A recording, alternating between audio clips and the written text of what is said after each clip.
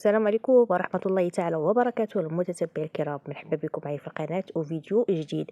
اليوم جبت لكم صور اللي داروا الضجة هذا المساء عبر مواقع التواصل الاجتماعي، وخلات الناس والمتتبعين ورواد مواقع التواصل الاجتماعي في حيرة من أمرهم. الصور كترجع الفنان المغربي العالمي فرانش مونتانا، اللي معروف في الساحة العالمية والراب الأمريكي، واللي كيبان فيها رفقة الشيخة مهرة بنت حاكم دبي، وهما كيتمشاو وماسكين يد بعضياتهم بكل رومانسية. صور انتشرت بشكل مفاجئ عبر مواقع التواصل الاجتماعي، وبدات إشاعات كتدور بخصوص علاقة رسمية بيناتهم، وناس بزاف تسائلوا واش كاين شي حب جديد أو لا حتى مشروع زواج.